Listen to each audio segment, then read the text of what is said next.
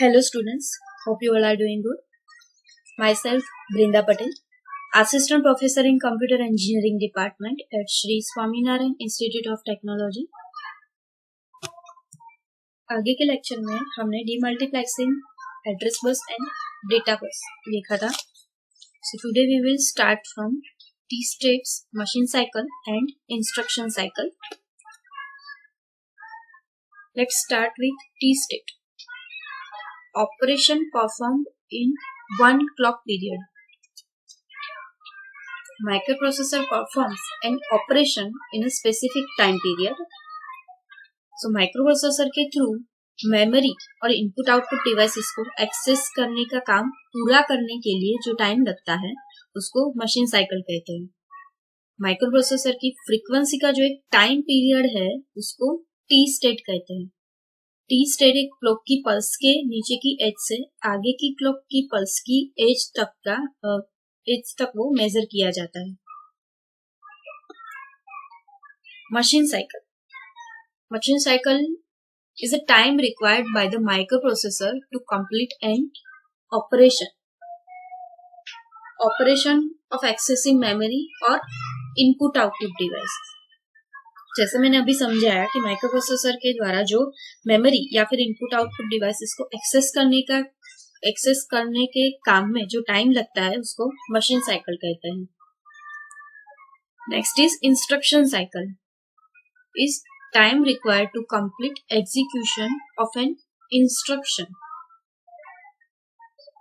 Instruction को execute करने में एंड पूरे इंस्ट्रक्शन को फेच करने में जो टाइम लगता है उसको क्या कहते हैं? इंस्ट्रक्शन साइकिल कहते हैं. So let's start with T states. T states are defined as operation perform in one clock period.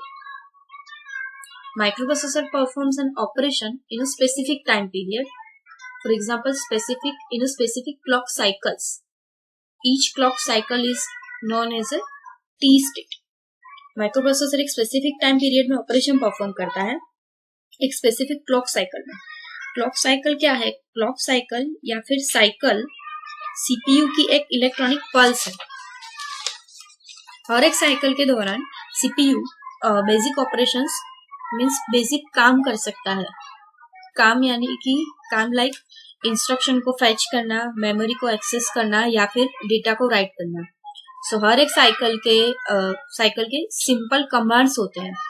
तो इसीलिए बहुत सारी सीपीयू प्रोसेस को बहुत सारी क्लॉक साइकिल की जरूरत पड़ती है जिससे वो कमांड मिले उसके हिसाब से काम कर सके. सो माइक्रोप्रोसेसर एक स्पेसिफिक टाइम पीरियड में ऑपरेशन परफॉर्म करता है, मीन्स एक स्पेसिफिक क्लॉक साइकिल में ऑपरेशन परफॉर्म करता है. तो वो हर एक क्लॉक साइकिल को क्या कहते हैं? टी स्टेट कहते हैं. ऑपरेशन परफॉर्म करने के लिए जितने नंबर में टी स्टेट्स चाहिए उसको मशीन साइकिल कहते हैं. मशीन साइकिल में 3 से 6 तक टी स्टेट्स होते हैं and 1 T state is of a 1 clock period. So instruction cycle में 1 से 5 तक मशीन साइकिल्स होते हैं. So the subdivisions are internal states synchronised with the system clock. Synchronise किससे होती है? वो सिस्टम क्लॉक से होती है and each T state is precisely equal to 1 clock period.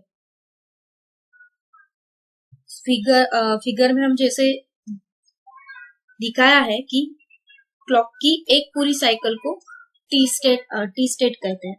सो यहाँ पे ये T1, T2, T3 and T4 है.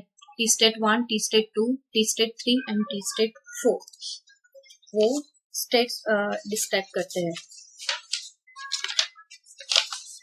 Now machine cycle.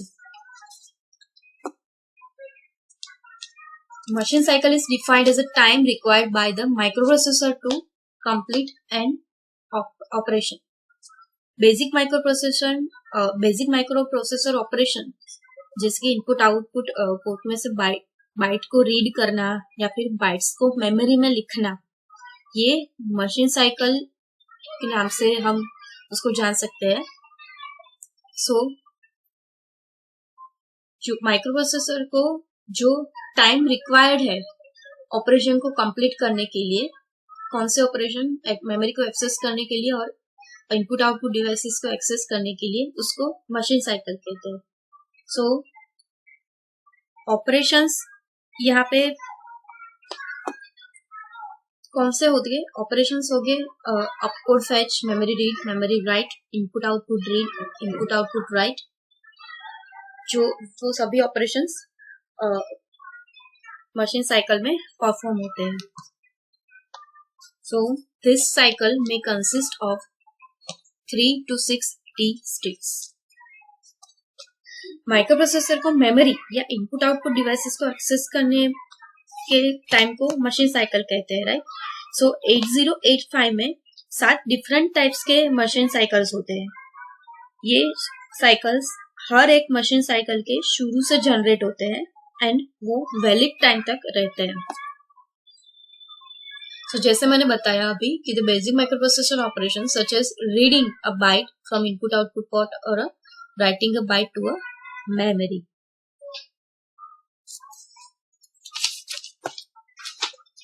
सो फिगर में हम देख सकते हैं कि फर्स्ट मशीन साइकिल, कोई भी इंस्ट्रक्शन की फर्स्ट मशीन साइकिल वो अपकोड फेचिंग साइकिल होती है, राइट. उसमें प्रोसेसर इंस्ट्रक्शन किस टाइप का होगा वो डिसाइड करते हैं. सो ये लिस्ट 4 क्लॉक्स की होती है एंड 6 क्लॉक्स तक जा सकती है, राइट. दूसरी मशीन साइकिल मेमोरी रीड की और तीसरी machine cycle input output write के लिए होती है. So these are 3 machine cycles: machine cycle 1, machine cycle 2, machine cycle 3 of opcode fetch, memory read and input output write. Now, instruction cycle. Instruction cycle is defined as a time required to complete execution of an instruction. CPU memory में से एक instruction को एक time पे fetch करता है and उसको execute करता है. सो CPU को स्टेप्स लगते हैं. उस CPU में स्टेप्स होते हैं इंस्ट्रक्शन को फेच एंड एग्जीक्यूट करने में. उसको इंस्ट्रक्शन साइकिल कहते हैं. CPU fetches one instruction from the memory at a time and executes it. So these steps are required by the CPU to fetch and execute an instruction are known as an instruction cycle. So an instruction cycle consists of a fetch cycle and an execute cycle. 8085 instruction cycle consists of 1 to 6 machine cycles or 1 to 6 operations, right. So इसमें 2 cycles होती है, एक fetch cycle and एक execute cycle. Fetch cycle में CPU instruction का code fetch करता है, right. So, there are typically 4 stages end of an instruction cycle that the CPU carries out. First is fetching the instruction. Fetch cycle में CPU instruction का अपकोड means operation code fetch करता है memory में से. आगे का जो इंस्ट्रक्शन होता है वो मेमोरी एड्रेस में से फेच होता है. वो जो एड्रेस है वो अभी करंटली प्रोग्राम काउंटर में स्टोर होता है या फिर इंस्ट्रक्शन रजिस्टर में स्टोर होता है. Program counter and instruction register दोनों में. सो फेच ऑपरेशन के बाद प्रोग्राम काउंटर नेक्स्ट इंस्ट्रक्शन को पॉइंट करता है जो नेक्स्ट साइकिल पर रीड होगा. मीन्स वो फेच ऑपरेशन के बाद क्या होगा कि प्रोग्राम काउंटर बताएगा नेक्स्ट इंस्ट्रक्शन को कि अभी आगे इसको फेच करना है. वैसे second is decode the instruction. During this cycle, the encoded instruction present in the instruction register is interpreted by the decoder. इस साइकिल के दौरान इंस्ट्रक्शन रजिस्टर में जो एनकोडेड इंस्ट्रक्शन है उसको डिकोडर के थ्रू समझाया जाता है उसकी लैंग्वेज में, ठीक है. Then read the effective address. In the case of memory instruction, direct or indirect, the means instruction कौन सा होगा, डायरेक्ट या फिर indirect. So in the case of memory instruction the execution phase will be in the next clock pulse. So if the instruction has an indirect address, then the effective address is read from the main memory and any required data is fetched from the main memory to be processed and then placed into data register. If the information is direct, if the instruction is direct, so nothing is done at this clock pulse.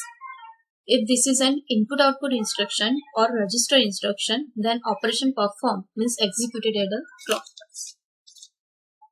Means memory instruction के case में execution कहाँ पे होगा, next clock pulse पे होगा, आगे की clock pulse में होगा.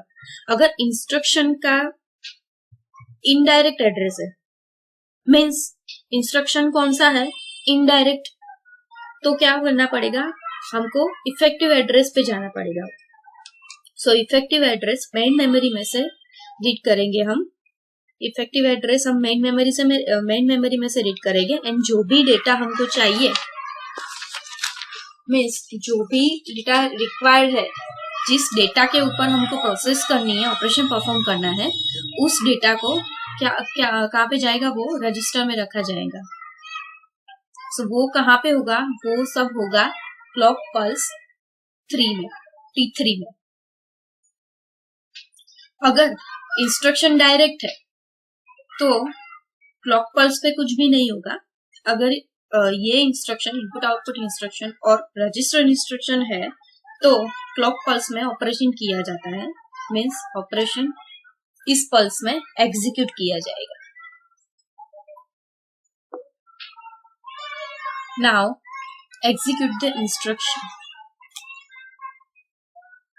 The control unit of the CPU passes the decoded information as a sequence of control signals to the relevant function units of the CPU to perform the actions required by the instruction, such as reading values from the registers, passing them to the arithmetic logic unit to perform mathematical or logical functions on them, and writing the result back to a register. CPU का control unit जो है वो क्या करेगा, decode की गई information को control signal के सीक्वेंस में सीपीयू के रिलेटेड जो फंक्शन यूनिट है, सो उस फंक्शन यूनिट को इंस्ट्रक्शन के थ्रू में जो उसको काम है, जो इम्पोर्टेंट काम है, उसको करने के लिए वो वहां पे भेजता है.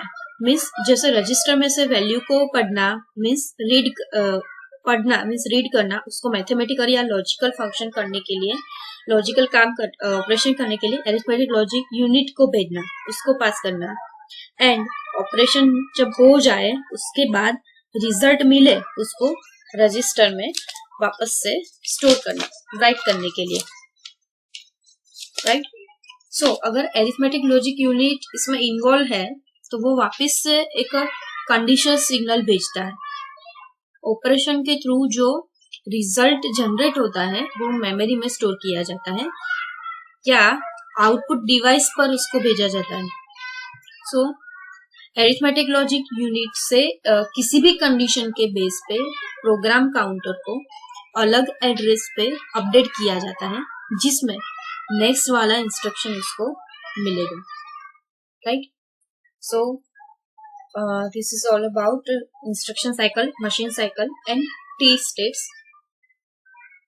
Instruction cycle क्या करता है, जो भी CPU fetch करता है इंस्ट्रक्शन, उसका जो टाइम लगता है एग्जीक्यूट होने में, ठीक है, सो उसको क्या कहते हैं हम, इंस्ट्रक्शन साइकिल, ठीक है. सो इंस्ट्रक्शन को टोटल टाइम कितना लगता है एग्जीक्यूट करने में, जो टाइम रिक्वायर्ड होता है फेच साइकिल को प्लस जो टाइम रिक्वायर्ड होता है एग्जीक्यूशन साइकिल को, सो दोनों टाइम मिला के उसको टोटल टाइम लगता है, वो क्या होगा, इंस्ट्रक्शन साइकिल का टाइम होगा, ठीक है. मशीन साइकिल क्या करता है, ऑपरेशन को जो भी टाइम लगता है परफॉर्म होने में, जितना माइक्रो प्रोसेसर को ऑपरेशन को कंप्लीट करने में, उसके लिए मेमोरी को एक्सेस करने में, और उसके लिए जो इनपुट आउटपुट डिवाइसेस को एक्सेस करने के लिए जो भी टाइम लगता है वो क्या होता है, उसको कहते हैं machine cycle. And what about T steps? Microprocessor जो भी स्पेसिफिक टाइम पीरियड के अंदर ऑपरेशन को परफॉर्म करता है, ठीक है, उसको कहते हैं टी स्टेप्स। Thank you.